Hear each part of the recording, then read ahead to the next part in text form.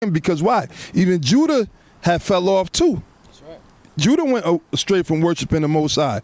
And that's why when we brought it out in the other shows, that's why the Lord brought them into captivity as well as the other tribes we're reading about now. No, I guess back in Aphi, Judah, Benjamin, Levi were all righteous. They were all righteous. They were following the law, statutes, and commandments to the T over there in Aphi. You could imagine all the wickedness that was going on over there, man. You know? Hey, the first intention would have been, it might have been the right thing, but eventually they became corrupted. That's why the scriptures say that all have sinned and fallen short of the glory of the Most High. Right, and back in Genesis 49:15, and he saw that rest was good, and the land that it was pleasant, and bowed his shoulder to bear. Yeah, because of his sins, just like the rest of the tribes, they had to serve their enemies, because that's the curses, right? And became a servant unto tribute unto this day. That's right. So basically, they became a servant unto tribute. That's why you know wherever you go, everybody has Issachar as what? As working for them, whether it be cooks, whether it be trimming the grass or agriculture, masonry, carpentry, and all that. You know, because it goes back to the pyramids that they built. All right. So let's go back to the information. All right. It says Garcia, in his celebrated treatise on the origin of the Indians, adduces as a partial argument in favor of the Mexicans being descended from the Jews, the similarities which many of their laws bore to those of the Pentateuch, Which is the 5 books of Moses. Yeah, the 5 books of which are the 5 books of Moses. This argument is so conclusive that it is unnecessary to insist upon its force. It may be inferred that altars of single stones were very common among the Jews, as they were also amongst the Mexicans. Exodus 20 and 24 to 25. Right. So these altars of single stone, you know, was something that went back to Israel, to the priesthood. Now we're gonna get the scripture to prove that. Now they didn't raise any axe or anything or hammer to these altars. Why? Because the Most High said if you're gonna build an altar to him, make sure that you don't go up in steps. And he also said if you're gonna build an altar to him, make sure that it's of one full stone. Don't raise up no axe, don't raise up no hammer, nothing to it, because of the fact that if you do that, you're gonna defile that stone in that altar. Who got it? I got it. Exodus chapter 20, verse 24. An altar of the earth thou shalt make unto me, and shalt sacrifice thereon thy burnt offerings and thy peace offerings, thy sheep and thine oxen. In all places where I record my name, I will come unto thee, and I will bless thee. And if thou wilt make me an altar of stone, thou shalt not build it of hewn stone. For if thou lift up thy tool upon it, thou hast polluted it. Right, so that's why it said that the Mexicans, right? They had a altar made of just one stone. So these are things. This is information. Like keep going back and forth and telling you, this is information that the Spaniards and the other Europeans, so-called Europeans, Edomites, which are the devil, made observations of the people that were here and wrote it down, not knowing that these things that were written down back then, hundreds of years ago, were going to be set up today as proof that these people were Israelites, because the records that these people held, the indigenous people of the so-called Americas held, were burnt up by who? By the Spaniards and them other Europeans. So even the Lord put the spirit on them to write down records of the things that they were doing to show that they were Israelites. So go ahead, brother, let's go back to that. Many customs of the Mexicans strongly savoring that Judaism, besides that of circumcision. Guys, so now go to get this. Genesis 17 and 10 to 12. Somebody get that. I got that. I got that. So basically, it was showing you that the so-called Indians that were here, certain ones of them were doing what? Keeping the circumcision. Where did they get that from? Right. Because when they came over to this side of the world, they came over to this side of the world to keep the customs that they never kept in their own land, which is what? Samaria.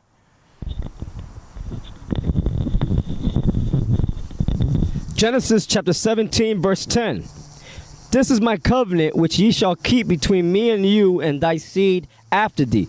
Every man child among you shall be circumcised, and ye shall circumcise the flesh of your foreskin, and it shall be a token of the covenant betwixt me and you. Right. So basically, what that was the covenant of circumcision, which was given to who? To Abraham. And who did he eventually give it to? To the Israelites. So basically, that's showing you that those Mexicans and those so-called Indians are what? Israelites, based off of what? The law of circumcision. Go ahead, brother. You got something? No. Slack. Many customs of the Mexicans strongly savoring at Judaism, besides that of circumcision, having already been noticed, such as their wearing fringes fastened to their garments, was Numbers 15:37 to 41. Right. And that's why, where did they get the fringes from and the borders of blue and all that? They were all the way on this side of the world. Where did they get that from? You know, for you guys out there that question it's impossible for these people to be Israelites, because all Israelites have to be Negroes. You know, you're out of your fucking mind, man. Right, the Canaanites, they came over here. Right. The Zidonians, they didn't. There's no relics of them wearing fringes. They came over here. How come they just didn't all of a sudden just let's start wearing fringes? Yeah, the Moabites came over here. The Moabites came over here. The Chinese came over here. There's no records of them wearing fringes. You see? So now we have Numbers 15 verse 37. And the Lord spake unto Moses, saying, Speak unto the children of Israel, and bid them that they make them fringes in the borders of their garments throughout their generations, and that they put upon the fringe of the borders a riband of blue. And it shall be unto you for a fringe, that ye may look upon it and remember all the commandments of the Lord and do them, and that ye seek not after your own heart and your own eyes, after which ye used to go a whoring. Now, what happened after a while? After the 10 tribes came over here, because when they first came over here, that was the reason why they came over here, right? Keep the commandments of the Lord, right? So that goes to prove to you that after a while they started forgetting the commandments of the Lord. They stopped wearing the fringes. They stopped, keeping the law and all that. They probably started burning the books of the law, because they had that when they came over, worshiping idols. You see, going off, man, being faggots. And the scriptures say they worship beasts and all sorts. Like it says in Romans, the first chapter. Four-footed beasts. Right? Like you got Gad worshiping. They were worshiping the hawk, the eagle. Yeah. All right, they worship the sun. Yeah, the beetle. Some of them worship the white buffalo. White buffalo. Hell, a lot of them worship the white men. When Esau came here, they thought he was God. Yeah. Yeah. That was it on that. That was it. You got something? No, that's it. All right, so continue, brother. All right. It says, having already been noticed, such as they're wearing fringes fastened to their garments. Oh, let me say this real quick.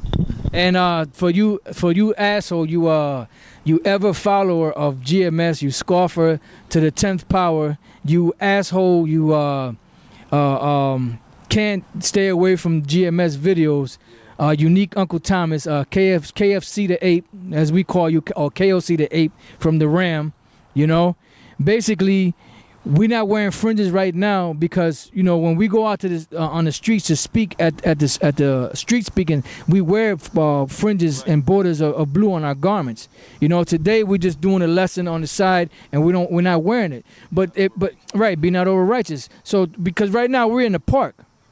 There's all kind of people walking around. So we're in the park. We don't wear our garments. We're like Clark Kent. When we get around these people, but we're just bringing out information. But when we go out to the streets, on Saturdays or whenever day brothers go out, we wear the fringes with the borders of blue, the garments, But if you want to get technical, you're supposed to wear the borders of blue and the fringes on your clothes every day. But we don't do that because we're blending into this society and we're in the script, like the brother quoted the scripture. Be not over righteous. Yeah, what the other said is well said. But you know what? We don't owe you fucking scoffers and you niggas any explanation. Fuck you. Because the spirit of Yahweh Bashem Yahushua is with us and he ain't with you. Like Yahweh Shai said to the wicked scribes and Pharisees, he said, look, I am from above, ye are from beneath. When they asked him, where does he get, the breakdowns and the understanding? He said, well, let me ask you this. The teachers of John, were they of the Most High or were they of men? And what did they do? They couldn't answer him. And because if they would have answered him, they would have cut themselves because everybody knew that he was a prophet of the Most High. But for edification's sake, because that's what we do, we bring our edification to the spirit of Yahweh Bashem Yahushai for the elect sake. Judges 5:11. They that are delivered from the noise of archers in the places of drawing water. Now, the noise of archers in the places of drawing water, that's here in America. Drawing water represents slavery. When Israel went up into the land of Canaan, a certain group of the Canaanites weren't able to be conquered, man. So what did we make them? Oh, actually, what happened was the Gibeonites, they feigned themselves to come from a different journey. So they acted like if they was a different people. So basically, they was faking the funk, so to speak. And they basically said, that they just came to serve Joshua and Israel. So when Joshua found out later that they lied to him, instead of killing them, which he rightly so, since they made an oath with them not to put them to death, they made them hewers of wood and drawers of water, they made them slaves. Beautiful, man. So that's what it is. They were made slaves. And it says, they that are delivered from the noise of archers in the places of drawing water, there shall they rehearse the righteous acts of the Lord, even the righteous acts toward the inhabitants of his villages in Israel. Then shall the people of the Lord go down to the gates. Now, the word that you want to focus on is the word rehearse. What does the word rehearse mean? The word rehearse means before an actual event takes place, you rehearse. A synonym or a word that's close is to practice. Because when you practice, you're going to mess up. And rehearsal, as a matter of fact, in a rehearsal, in any event, you have room to screw up, so to speak. Room for error. It is in the actual event, you have to do the actual thing without messing up. But now, dealing with the word rehearse, it also means to recount. So in other words, here in our captivity, we're recounting or saying and explaining the same things that were going on back then, breaking the scriptures down to you. And also, in the meanwhile, while we recounting these things, we're rehearsing, meaning that we're doing the things that are in the law, getting ourselves prepared and ready for when the bridegroom comes, which is Yahweh Shai. Right. Because that's exactly what happened during the time of Ezra, right? After the captivity of after the Babylonians, after the Babylonians, all right, the Lord had it where they were able to go back under the leadership of Ezra, all right, and there was many prophets there with him. That was during the Medo-Persian Empire. During the Medo-Persian Empire, okay, they allowed them to rebuild Jerusalem. And there was many prophets there, man, building. And it tells you that they had the sword on one hand and, like a building instrument in the other. Building, So that's exactly what we're doing now. We got a sword in one hand and building instruments in the other. What are we building? Well, first, the sword is the scriptures of Yahweh Bashem Yahweh Shai, and on the other, and the building material, right, which is go hand in hand. That's right, literally go hand in hand, because that's what we're building now. We're right now we're spiritually building the walls of Jerusalem, sealing up the breaches, right, of the house of David, and then after that, physically, we're gonna have the heathen build our walls. You see, that's the time we're living in. You see. Right, and that's beautiful, because like the brother said, right now spiritually we're building, So the sword, which is the Bible, and the building instruments, which is still the Bible, and the building that's being built now is a spiritual building. Somebody get 1 Corinthians 3 first, and then we're gonna get the other scripture that we call for, And basically, what's happening right now is the Most High is building up the tribes of Israel back again, and drawing them to himself. But then you got guys out there, whether they be scoffers or whether they just be ignorant or whether they just be wicked men, they're trying to stop the tribes from coming back to the Most High.